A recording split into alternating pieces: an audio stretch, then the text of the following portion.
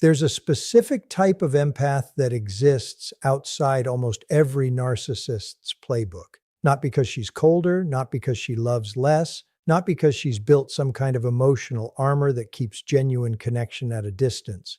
She's rare precisely because she combines two things that almost never coexist in the same person: the full depth of an empath's perceptiveness and compassion, and a set of internal boundaries so consistent, so unshakable, that the entire manipulation toolkit a narcissist relies on simply has nowhere to land.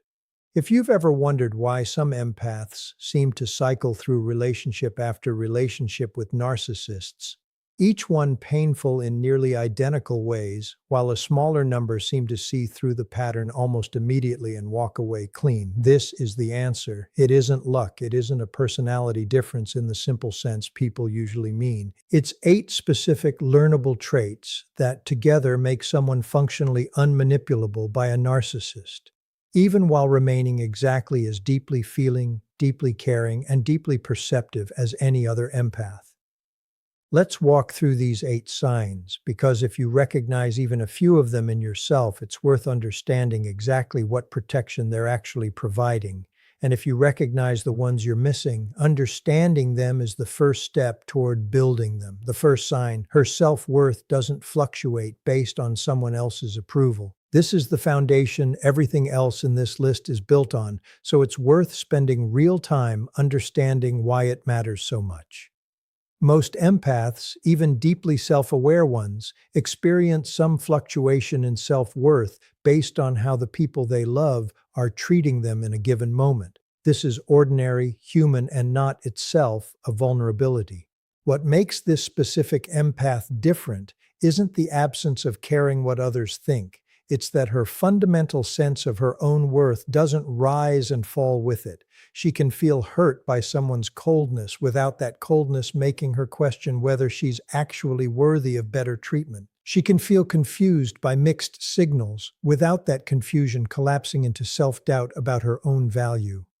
This distinction matters enormously to a narcissist's strategy because nearly every tactic in their toolkit depends on being able to manipulate a partner's sense of self-worth through inconsistent treatment. Warmth followed by coldness, admiration followed by criticism, creating an anxious uncertainty that makes the partner work harder to earn back the warmth. This tactic requires a specific vulnerability to function, a self-worth that's genuinely responsive to external approval, capable of rising when approval arrives and dropping when it's withdrawn. An empath whose self-worth doesn't operate this way experiences the same inconsistent treatment very differently. She notices it. She might even find it confusing or frustrating. But it doesn't touch the core question of her own value, which means the entire mechanism the tactic depends on simply isn't present to be exploited. The second sign: she trusts her own perception over someone else's explanation of it. This sign specifically protects against gaslighting, one of the most common and most damaging tactics in a narcissist's toolkit. Most people, when told repeatedly and confidently that they're misremembering, overreacting, or misunderstanding a situation, eventually start to doubt their own perception, especially when the person doing the telling is someone they love and want to trust. This empath doesn't have that vulnerability, not because she's stubborn or unwilling to consider she might be wrong, but because she's built a specific practiced habit of checking new information against her own direct experience first, rather than automatically deferring to someone else's version of events simply because it's offered with confidence. This looks in practice like being able to hold two things simultaneously: genuine openness to being wrong about something alongside genuine confidence in what she actually witnessed. When someone tells her she's misremembering a conversation, she doesn't immediately collapse into uncertainty.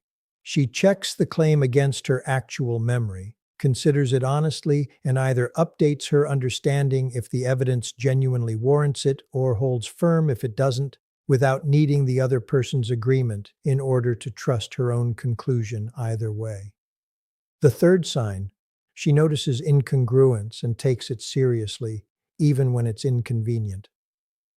We've talked in earlier videos about how empaths often sense when something doesn't add up, a gap between someone's words and their tone, their timing, their body language, long before they can articulate exactly why. This particular sign isn't about having that perceptive ability, which most empaths share to some degree.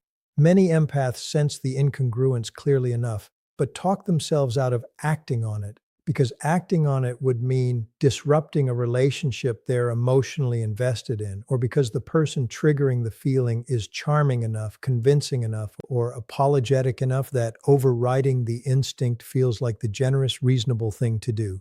This rare type of empath does something different. She treats the incongruence itself as real, actionable information, regardless of how inconvenient the timing is or how much she might want the relationship to be exactly what it appears to be on the surface. This matters enormously because a narcissist's early-stage tactics, the love bombing, the manufactured intensity, the sense of being uniquely, specially understood almost immediately, rely on the target either not noticing the incongruence underneath the performance or noticing it and choosing to override the instinct in favor of how good the attention feels. This empath notices, and she doesn't override it just because the alternative feels better in the moment. She might still choose to proceed cautiously rather than exit immediately, but she doesn't pretend the incongruence isn't there, and that honesty with herself, sustained over time, tends to reveal the actual pattern far faster than it would for someone willing to explain away every uncomfortable signal in favor of the story they'd rather believe. The fourth sign, she doesn't confuse intensity with intimacy. This is one of the more subtle distinctions on this list, and it's worth explaining carefully because intensity and intimacy genuinely can coexist in healthy relationships, which makes it easy to assume they're the same thing when you encounter one without the other. Intensity is about the size and speed of an emotional experience, how quickly a connection feels significant, how large the feelings involved seem, how consuming the whole experience becomes. Intimacy is about depth, vulnerability, and mutual understanding built over time through actual demonstrated trustworthiness rather than through the sheer force of how big the feelings feel in the moment. A narcissist's love-bombing phase generates enormous intensity very quickly. Declarations of a soulmate connection within weeks, a sense of having finally found someone who understands you completely, an emotional experience that feels, by any reasonable measure, enormous and significant. Most people, especially people who deeply value emotional connection, interpret this intensity as evidence of real intimacy because it's genuinely difficult to imagine feeling this much this fast about someone you don't actually know yet. This rare type of empath holds a different, more accurate standard. She recognizes that genuine intimacy requires time to build, requires actually being tested by real disagreement and real vulnerability, and simply cannot exist yet, no matter how intense the early feelings are in a relationship that's only a few weeks old. This doesn't make her cold or unable to enjoy the excitement of a new connection. It means she doesn't mistake that excitement for something it structurally cannot yet be. The fifth sign, she can tolerate someone's disappointment without needing to immediately fix it. This sign protects against one of the most effective tactics a narcissist has available, using visible distress, disappointment, or hurt feelings as a tool to redirect conversations away from their own accountability. Most people, especially empaths whose natural instinct is deep compassion for others' pain, find someone's visible disappointment almost unbearable to witness without intervening, smoothing things over, or backing down from whatever position triggered the reaction in the first place. This creates an enormous vulnerability because a narcissist facing accountability can simply perform enough visible distress to trigger the other person's automatic urge to fix it, derailing the conversation entirely away from the original issue. This rare empath has built a specific capacity that most people, understandably, never develop: the ability to witness someone else's disappointment, feel genuine compassion for it, and still hold her original position if it was accurate and reasonable to begin with. This isn't coldness. It's the recognition that someone else's discomfort with a boundary or an accurate observation isn't by itself evidence that the boundary or observation was wrong. She can say, I understand this is hard to hear and I still need this to change, without the first half of that sentence collapsing into an abandonment of the second half the moment real distress appears in response. The sixth sign. She separates the story someone tells about themselves from the pattern of behavior she's actually observed. Narcissists, particularly covert ones, often tell a compelling, sympathetic story about who they are: sensitive, misunderstood, endlessly generous, deeply wounded by a world that's treated them unfairly. This story frequently doesn't match the actual pattern of behavior a careful observer would notice over time. Most people default to trusting the story, especially when it's told convincingly and repeatedly, because most social interaction operates on a baseline assumption that people's self-descriptions are roughly accurate. This rare empath treats the story as one data point among many, weighted significantly less than the accumulated pattern of actual behavior she's observed directly. If someone describes themselves as endlessly generous while her direct experience shows a consistent pattern of taking more than giving, she trusts the pattern, not the story, even when the story is more flattering, more sympathetic, and more comfortable to believe. The seventh sign. She doesn't require an explanation to justify a boundary. Most people, when setting a limit with someone they love, feel an almost automatic need to justify it thoroughly, providing detailed reasoning, examples, and context as though the boundary needs to be argued for and won rather than simply stated.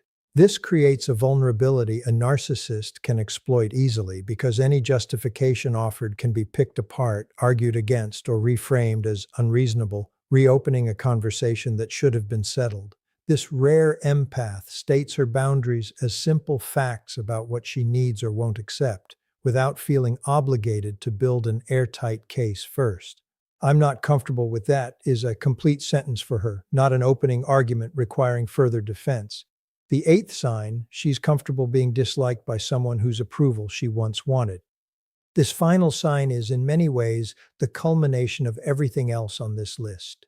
Most people, including most empaths, experience real discomfort at the thought of someone they once loved, admired, or wanted approval from ending up disappointed in, angry at, or thinking poorly of them. This discomfort, left unmanaged, becomes an enormous vulnerability because a narcissist can leverage it directly, implying or stating outright that continued disapproval, distance, or cold treatment will continue unless the empath does what's being asked of her. This rare empath has built genuine comfort with the possibility of being disliked by someone whose approval used to matter enormously to her, which means that particular lever, one of the most reliably effective tools in a narcissist's kit, simply has nothing left to pull. Now, here's what's worth understanding about all 8 of these signs taken together, because there's an important truth underneath this entire list that matters more than any individual trait we've described. None of these 8 signs are things you either have or don't have permanently, fixed at birth, separating naturally protected empaths from everyone else. Every single one of them is a built capacity, developed through specific experience, often through real pain, and this is the important part. Every single one of them can be developed by anyone willing to do the work, regardless of how many of these traits you currently recognize in yourself. This matters enormously because it's easy, listening to a list like this, to sort yourself into one of 2 categories. Either you recognize most of these signs in yourself, in which case you might feel a kind of validating relief, or you recognize very few of them, in which case the natural response is often discouragement, a sense that you're somehow behind, less protected, more vulnerable than the rare empaths this video describes. I want to address that second response directly because it's the more common one, and it deserves a clear, honest answer. Recognizing that you're missing several of these traits isn't a verdict on your worth or your capacity. It's simply information about where your growth is currently pointed, and every one of these 8 signs was built by someone through some combination of hard experience and deliberate internal work. rather than being handed to them at birth as some kind of natural immunity the rest of us simply weren't given. Here's what's worth understanding about how these traits actually develop because it explains something important about the empaths who do possess them. Almost none of them arrived at this rare combination without first living through exactly the kind of manipulation these traits now protect against. The empath whose self-worth doesn't fluctuate based on approval usually built that stability specifically because she once had a self-worth that fluctuated painfully, repeatedly, in a relationship that taught her, through real suffering, what that vulnerability actually cost her. The empath who trusts her own perception over someone else's explanation usually developed that trust specifically because she once doubted her own perception so completely that she lost access to her own reality for a period of time and rebuilt that trust deliberately, painstakingly afterward. These traits aren't evidence of never having been vulnerable. They're evidence of having been vulnerable, having paid the cost of it, and having done the specific difficult work of building something different in response. This reframe matters enormously if you're currently in the middle of a relationship where you recognize very few of these 8 signs in yourself, where a narcissist's tactics still work on you in ways that leave you feeling exposed, manipulated, and uncertain of your own judgment. You're not permanently behind. You're not lacking some innate quality other empaths were simply born with. You're standing exactly where every empath who eventually built these 8 traits once stood themselves, before the specific hard-won growth that got them to where they are now. Let's talk briefly about how this growth actually happens, because understanding the mechanism matters more than simply knowing the 8 signs exist. Each of these traits develops primarily through repeated practice under real conditions, not through simply reading about them or intellectually agreeing that they're important. The self-worth that doesn't fluctuate gets built by noticing in real time the moment your worth starts to waver based on someone's treatment of you, and deliberately, consciously choosing to separate the two again and again until the separation becomes less effortful and more automatic. The trust in your own perception gets built by checking your instincts against your actual direct experience. Repeatedly, even when someone confident and persuasive is telling you something different, until that checking becomes a reflex rather than a deliberate act of resistance. This is worth understanding as genuinely good news, even though it requires real effort, rather than simply waiting to naturally acquire immunity over time. These 8 traits are available to you, specifically through practice. You can begin today, regardless of how many relationships with narcissists you've already survived, regardless of how many of these signs currently feel completely foreign to how you actually operate. The empaths who possess all 8 weren't given some protective quality you're missing. They did the work, usually the hard way, often through exactly the kind of painful experience you might currently be living through yourself. If you recognize several of these 8 signs in yourself already, take that recognition seriously, not as evidence that you're now permanently immune to manipulation, but as evidence of real, hard-won growth worth continuing to protect and build on. If you recognize very few of them, take that just as seriously, but in a different direction, not as a verdict on your worth, but as a map showing you specifically which capacities are worth deliberately, patiently building next, one recognized moment of practice at a time. You are not behind. You are not less protected because you don't yet have what someone else built through years of difficult experience. You are simply earlier in a process that anyone can walk, provided they're willing to do the specific, sometimes uncomfortable work each of these 8 traits actually requires. That work is available to you starting now, in the very next moment you notice your self-worth waver, your perception get questioned, or someone's disappointment pressure you toward abandoning something you know underneath it all to be true. The rare empath this video describes was never actually rare because of some quality she was born with. She's rare because most people never get the chance or never take it to build what pain eventually taught her to build. That chance is available to you too.